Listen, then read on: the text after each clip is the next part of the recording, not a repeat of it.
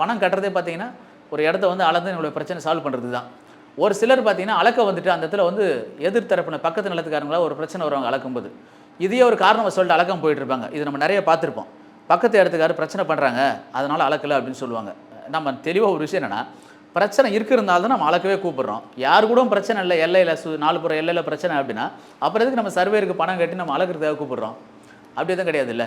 இருக்குது, இடத்துல பிரச்சனை இருக்குது, எல்லையில் பிரச்சனை இருக்குது, அதனால தான் வந்து அளவீடு செய்யவே கூப்பிட்றோம். ஆனால் அதையே ஒரு காரணமாக சொல்லி எல்லாம் அளக்காமலாம் போயிருக்காங்க. இது நிறைய நடந்திருக்கும், நீங்களும் பார்த்துருப்பீங்க.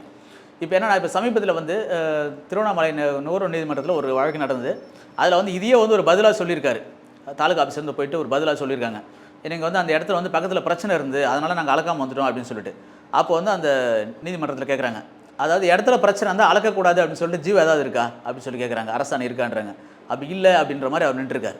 இப்போ கடைசியாக என்ன நடந்தது அப்படின்னா, பணம் கட்டி பல மாதமாக அளக்க வச்சதுனால இவருக்கு வந்து மன பாதிப்பு ஏற்பட்டிருக்குது, உடல் பாதிப்பு நிறைய ஏற்பட்டிருக்கு, மன உளைச்சல் ஏற்பட்டிருக்கு. அதனால் அந்த மனுதாரருக்கு வந்து ஒரு 25,000 நீங்கள் இழப்பீடை தரணும் அப்படின்ற மாதிரி ஒரு தீர்ப்பம் கொடுத்துருக்காங்க. இதை வந்து எட்சர்வேருக்கு போட்டிருக்காங்க தீர்ப்பாக.